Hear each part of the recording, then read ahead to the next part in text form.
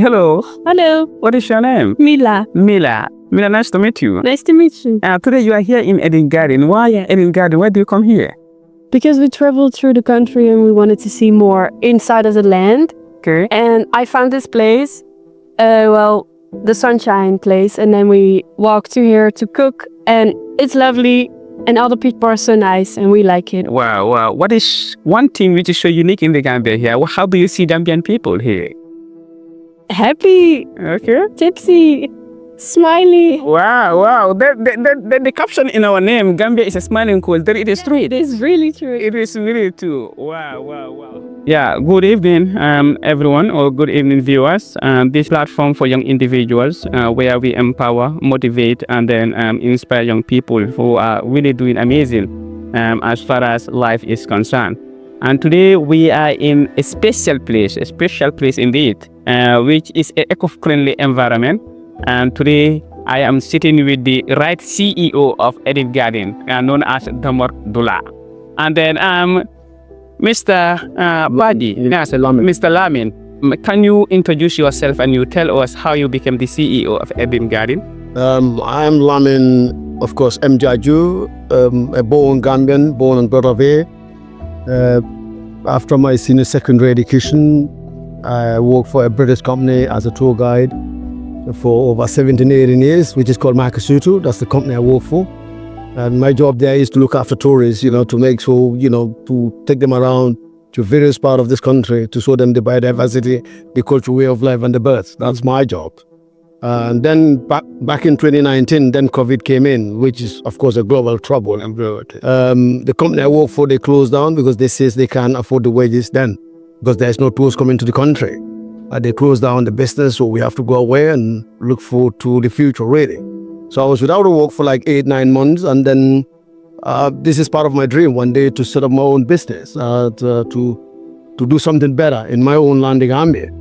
And I decided to purchase this piece of land, and I bought this land from the local family in the village Bafuloto, and I decided to put my idea in there. That is to build up a restaurant with an eco lodge, and of course I have a canoe here. So as this is the same thing I'm doing at Nakasutu. Tourists will go there for the day. Here also tourists can come for the day, or locals for the day. You can have a local food here, and you can buy other food as well. The canoe there, I do it still, being the CEO, but still I have to do the labor part for promotion. Because I know the birds and I know the natural, I know the vegetation, the living, the birds, and of course, I can tell you all about oysters, mangroves, and can name it. Absolutely. And I knew my birds as well. So this is why still I do more of those jobs. If you're out here, you can come and stay here there's an eco lodge. You can see an eco lodge behind me there. Yeah. It has all the facilities of which tourists can come and stay, or Gambians can come and enjoy a weekend here. So whilst you're here, it's eco-friendly. You can go on one of these excursions, either being a boat ride or a nature walk. It's possible here. So this is what really inspires me working for that British company. Yeah. I feel like I can also do better out here. So why not I do it? Because the idea is there. So this is what I'm doing. You're right. Thank you once again. Yeah, that's amazing. I have seen something in your lodge. Yeah. Eden Garden Domodula. Why the Domodula? Let me start with the word Eden Garden. Then I was working for that British company called Bafuloto. They used to have visitors from England, from a particular project called the Eden Project, which is in the southwest of England in Cornwall. There's a county called Cornwall in England. So I was the very one who is selected to look after them, being their guide. I remember Don Murray, who is looking after the tropical biome. He's the one who led the group here. I was even published in one of their books called Friends of Eden in 2007. So when they come here, I'm the one who take them around to various spots like Abuka Nature Reserve, Kubone, you can name it. All the villages around here, I took tourists there.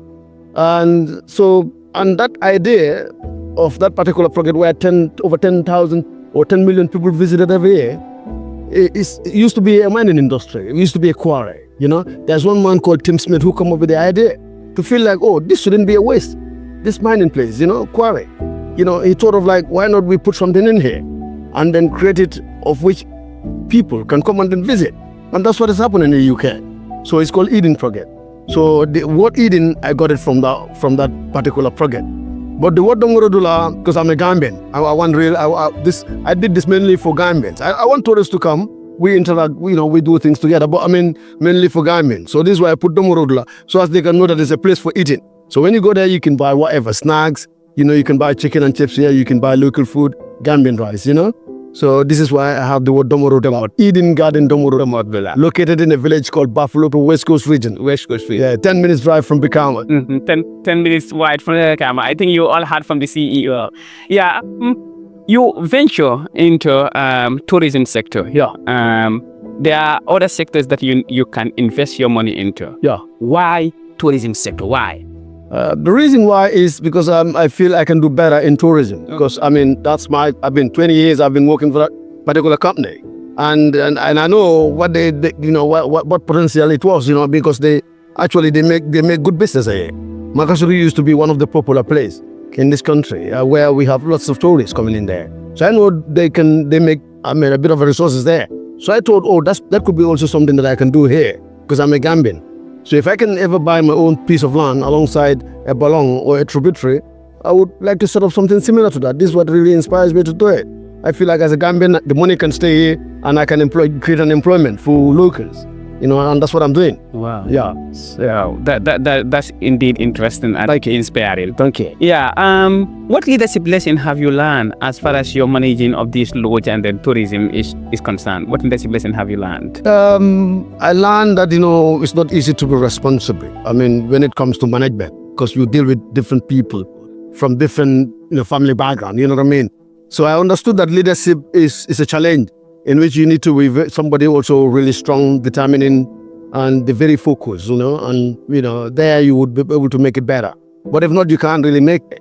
So leadership is something that you need to be a solid man, you know what I mean? If you're a woman, you have to be solid, you know what I mean? You know, because you'll have a lot of challenges, but I mean, you have to only, you know, you're positive in energy and then you move on. That's what I have, you know. Yeah, that shows that if you want to be a good leader, you have to be strong. Yeah, you have to be positive. Yeah, positive. Wow, straightforward. Those are powerful words. Yeah, those are powerful words. Yeah, how many young people have you employed in this lodge? Right now I have 3 to 4 people. But I mean, in the future I wanted to, you know, I mean, employ more Gambians, more locals to come. And then, you know, we work together as a team because I alone cannot make this better. Because I alone cannot be a manager at the same time, paddling the canoe, at the same time securing the environment. And of course, I must have a cook as well. So this is why I need more people in the future. But all what I need the support from my own people, Gambians, tourists to come. Because when they come, that's the time I can make more income. Absolutely. And of course, I can create more employment. Absolutely. Yes, exactly. Absolutely. Yes, the idea is there. But I need to, you know, find ways and means so as I can make money and create more employment for more Gambians. Yes, definitely. Now, what skill set do a young person need if he or she want to venture into tourism? Yes, tourism, I would say, in particular, I understand from my job experience, lots of tourists wanted to come to the Gambia to see the beauty of our land. The beauty in the sense, the people. This is why we call it the smiling coast of Africa, and which is very, very important. This smile, this is why Gambia is ever known of peaceful. Peaceful. Yeah, it's something that we have to cherish, you know. And I always proudly say to tourists, I met thousands of tourists in my life, 20 years. Sometimes I look after 40, 50 people in a day. Yes, then I work for Makasutu, cruise line, you know, cruise ships. But one thing I always say to them is I'm proud being a Gambian because Gambia is one of the best countries in the world. You will never find anywhere like Gambia. So this peace and why we are smiling, that's something that we always have to, you know, cherish. You know what I mean? Absolutely. Exactly. Yeah. So, yeah, and the beauty also is the nature. We have the greenery, you know, the land is flat, and of course we have wildlife, that is birds. We have birds. Most of the tourists, in particular the British tourists and the Netherlands, they love to see the birds. Gambia, we got over 556 species of birds, so which tourists wanted to see. You know what I mean? So, you know, Gambia is a very good destination for bird watching. Okay. Yeah, and of course the people is extraordinary because people are amazing. Everyone is kind. Yes, yeah, definitely, that is it. In Eden Garden, the Modula, do you normally provide training opportunities for internship, like young people if they want training and other stuff? Do you just provide that? Yes. In fact, last week I had a talk with Mr. Jallo, who is at the Gambia Calling on Kitra. He wanted to bring 1 or 2 people here who has to be here to learn from us. You know, because it's a new business, but we wanted to introduce that as well, so as young people can come and learn from us, so as they can venture into this area, which is tourism. Yeah. That's amazing. It is. Yeah, in your view, what do you think tourism can be as far as national development is concerned? Tourism tourism bring lots of resources. And when you talk about tourism, I know in everything it has the negative and the positive side of it. But when you talk of the positive side, it's a lot. A lot of Gambians also benefited from tourism. Even I personally, I benefit a lot from tourism. I make good friends, good family from tourism. Imagine somebody working 20 years. You must make good friends. Because you work with them. They help schools, they help hospitals. Some, would make good family friends here, and some would even, if they will interact and marry, they will marry with marriage. All that is possible, all that is happening. Some are investors as well. Some tourists come here to see. After seeing it, when they go back, they will think of like, oh, Gambia is a good destination to go and invest. So when they invest in a business or a company, how many people are benefiting from this? So tourism has a lot of potential as well. Wow. To nation building. Wow, it is. Yeah. That is it. Yeah. Now, what are some of the challenges that you are facing as far as this lodge is concerned? Because I know that you are a young man who is looking for a huge development. Yes. As far as this tourism sector is concerned. What are some of the challenges that you normally face? The challenges are one. I'm a Gambian. I would proudly say the government should look into people like us, who are Gambians and they feel they can do better in our land, the Gambia, to give them a bit of a helping hand, because that would motivate, that would help them to grow. Like for me, I got a bit of a space here, and there are a lot of things that I wanted to do, but I can't do it myself alone. So, but if I have a support from somewhere else, I can develop more, and that will create more employment. More employment. If I have a conference hall here right now, how many people are going to be there to clean, to make sure the tables are all dressed, and to wait the people that are there. So what we need is Gambia, our country, our government need to be there to look into people like us, entrepreneurs, Gambians who have a positive mindset in nation building. Look at it. Before I came here, there was like zero. Nothing was absolutely there. This land was abundant by the locals. None of them grow rising here. None of them do anything on this. When I come here, it's very, very quiet. But I bought it. Look at it today. How many Gambians are coming in every day? Even some will come and buy a soft drink, because here, when you're coming in, you don't have to pay. It's a free visa fee. But when you come in, we expect you to contribute, to support the business. Because I got employees here. I got staffs who are here, and they receive their wages at the end of the month. So they're not here for free. So in that, I think we need to support. We need to support. Yeah. What activities do you normally coordinate here, as far as your lodge is concerned? Yes. We are here for everybody, and people come here for birthday parties. You can come here even for the wedding party. We never had one yet, but it's a new business. Oh, why not? Because look, we got over 50 chairs here and table. So we want people to come here and enjoy birthday parties. We have birthday parties here, workshops. People come here for general meetings, and people come here just for fun. Barbecue. We have grills here. If you come, you can rent a grill and have a grill at barbecue. They can display. They can lie down on the grasses or use the tables, the facilities. Yeah, and of course, as I said, you can go on a boat trip here. You can go on a forest walk here. Once you came here for a day, it's all possible here. Yeah, that is it. Yeah, yes. We know tourism sector is a very competitive area. Yes. As far as market is concerned. Yeah. How are you able to retain individual tourists coming to the Gambia to come to this place? What unique thing is here that should attract tourists to come here? Yeah, that's the greenery, the nature, the natural beauty. Because I'm trying to promote ecotourism, and in ecotourism you need to maintain the natural beauty. So this is why I don't want to put more glass houses there. I leave everything to be natural. The green you can see. So being a Gambian and non-Gambians, when they come here, they fall in love with the nature. They say, oh, look at that. Oh, that's lovely. I never knew this is, there's a place like this. So which really, I'm very pleased with. Definitely, yes. It's one in many. Eden Garden is one in many. And the way we treat Gambians is the same way we treat someone from London or someone from the US. Yeah, because, we want people to interact. And so the Gambian people that we are together. We are together. We are definitely. Wow. That's amazing. Most of our young people in this country believe that they can only succeed abroad. What message do you have for those young people? Oh, yes. Anyway, I'm sure some would say, oh, Lamin, but that's the reality. Before then, as I said, I work for a British company. And my dream was then to travel, abroad I feel I could make it better. But what happened is during my job experience, I met different people. As I said, I met good friends among tourists. And what happened is later part, I learned a great deal about how the developed world is like. You know what I mean? Because I mean, this one thing the British will tell me in my job, they'll say, Lamin, don't think the grass is always green in the other side of the world. And that's true. Because people think it's better in Spain or Holland than Gambia, whilst it's better here. You know, I mean, I know you can go travel and make a good fortune, but I mean, it's not for everybody. So one thing I feel like Gambia is very rich. What we need is we need the capital to make a start. I understood that. I know it's a third world country, it's not easy. But the moment you have a good start, you can do something greater here. Look at what I've started here. Who knows the future, what is going to be like? How is this place is going to be like in the future? In the next 10 years, you may come here, you won't reckon it. You know, because why? You know, somebody started it. So yes, that's the message I have for young people. Let's just be positive and have a positive energy that, you know, the grass is not always green in the other side of the world. We can make life better out here. Although I know we need a start, but I mean, let us be positive that, you know, there's money in this country. But if you know the way to move on and what to do, what to venture in. Yes, thank you, sir. Yeah. That's it. He said, let us have a positive mindset and believe that we can be able to make it here in the country.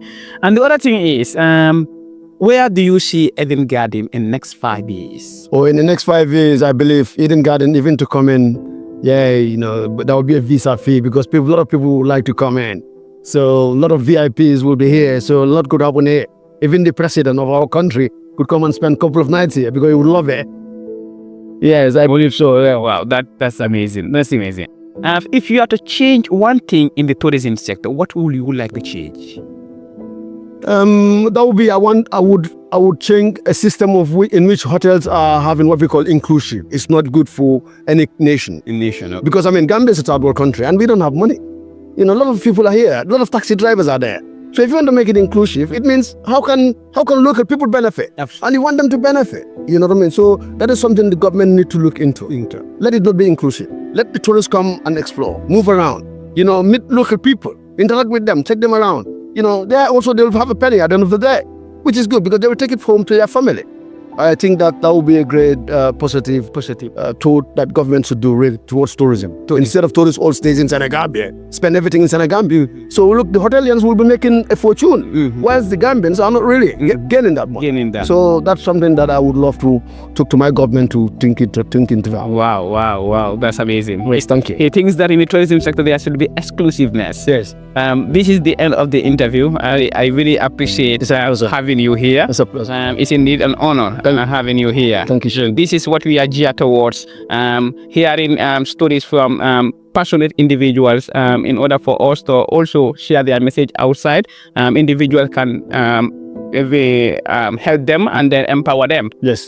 This is your TV, which is geared toward empowering people, especially young individuals. Here he is, Lamin Jeju. I'm Lamin Jeju, the CEO of Eden Garden Domorodula. Yeah, Domorodula. You all know what a Domorodula is. It's a place for eating. So let's try and support him. Let's try and empower him. Let's try and then follow him. And then inshallah, whenever you are here in Eden Garden, this place will be like a paradise to you. Thank you. Thank you so much. A brief introduction about this creek and things that are found in here. First of all, the name of this creek is called Bafuloto Bolong. Bafuloto is the name of the village itself. And the word Bolong is a Mandinka word which means a tributary or a creek. And it gets its source from Indian River Gambia, which is 6 miles away from here. As the Gambia River is divided into two, you have the saltwater part and the freshwater, in which from the capital city Banjul, the Ozone, down to Kuntauru in CRR is all salt water. But from Kuntauru down to the end of the River Gambia to Furajalan Island in Guinea, where it gets its source is all fresh water. This is why that part of the country there is irrigation taking place. Ladies cultivate rice, vegetables all year round. But here, being a saltwater part and being a creek in particular, it goes on a tidal system, in which every 6 hours tide changes. High tide, 6 hours, low tide as well. Some parts are deep, some parts are shallow. You have 1 meter, 2 meter, 3 meter, 4 meter, 5 meters. And one could get different varieties of fish like barracuda, tilapia, ladyfish, silver mullet, catfish, frogfish. One could get them here. By looking beside us, you can see a green vegetation which are called mangroves. Mangroves are so useful to us in our country, the Gambia, and 35% of our Gambian vegetation is all mangroves. You could find them most part of the country. And mangroves are green all year round. Being a wet season or dry season, they're evergreen because they live by the water. And of course, they serve as a barrier between the rice field and the salt water, and they maintain our landscape. Because without mangroves, what do we get more of our land? In which there will be no much land left for agriculture or land for living. And we use mangroves for thatching, roofing our houses simply because they are saltwater plants, they are termite resistant. They could stay up on the roof for 20, 30 years without being infected by insects or termites because it tastes salty, they don't like it. And back in hundreds, our ancestors, our grandparents, they used the area roots of the mangroves for sealing their houses, sealing. They put the area roots together, add a mud to cool the roof down before cardboards were introduced and they corrugated out. And there are dead trees in the mangroves which are also collected mainly for burning or cooking. The Gambia being a third developing country in which if the population is 100, almost 80 or 90% of the Gambian populate all rely on woods for burning.